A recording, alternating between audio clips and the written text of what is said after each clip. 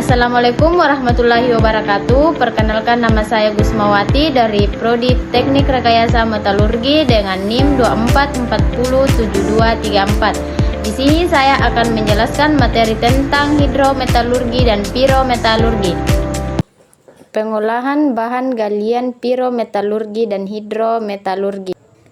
Pengolahan bahan galian. Pengolahan bahan galian adalah rangkaian proses teknik yang dilakukan untuk mengolah bahan galian, biji atau mineral, hasil penambangan agar diperoleh mineral atau logam yang bernilai ekonomis, dengan cara memisahkan mineral berharga dan pengotornya, serta meningkatkan kadar dan kualitasnya.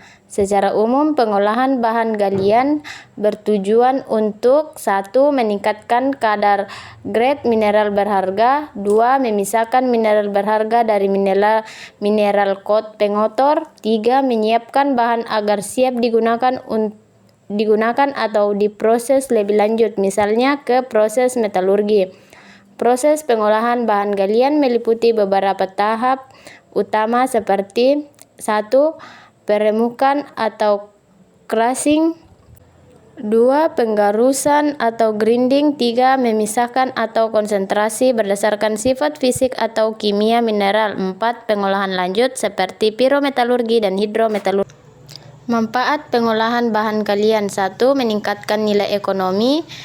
Bahan galian mentah memiliki nilai rendah. Setelah diolah, misalnya jadi logam murni, nilai jualnya meningkat tinggi. 2. Meningkatkan kadar atau kualitas mineral. Memisahkan mineral berharga dari pengotor, menghasilkan produk dengan kemurnian sesuai kebutuhan industri. 3.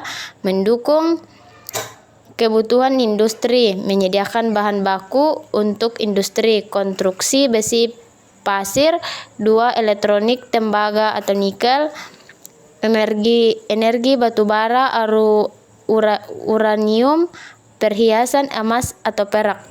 Pirometalurgi adalah metode pengolahan bahan galian mineral dengan menggunakan panas atau suhu tinggi dengan mengekstraksi logam dari bijinya. Proses ini umumnya dilakukan di tanur atau di furnace dan melibatkan reaksi kimia seperti oksidasi, reduksi, dan peleburan.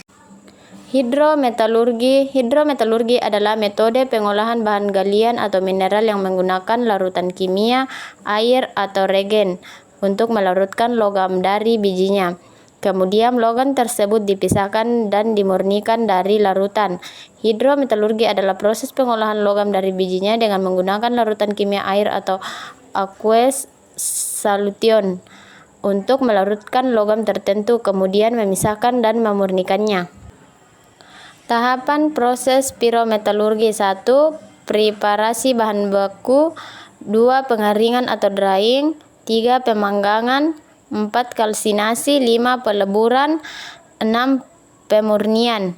Contoh penerapan: besi, tanur tinggi, blast furnace; tembaga, peleburan, konsentrat tembaga, nikel, rotary kiln, dan electric furnace. Perbedaan hidrometalurgi dan pirometalurgi. Berikut perbedaan pirometalurgi dan hidrometalurgi secara jelas dan sederhana. Aspek pengertian: media utama, suhu proses, tahapan utama, energi digunakan, dampak lingkungan, jenis biji, contoh logam. Pirometalurgi, proses ekstraksi logam menggunakan suhu tinggi, panas api atau tungku sangat tinggi 500 derajat Celcius, kalsinasi, pemanggangan, peleburan, pemurnian, tinggi bahan bakar, listrik besar, menghasilkan gas buang CO2 dan SO2. Cocok untuk biji berkadar tinggi, besi, tembaga, timah.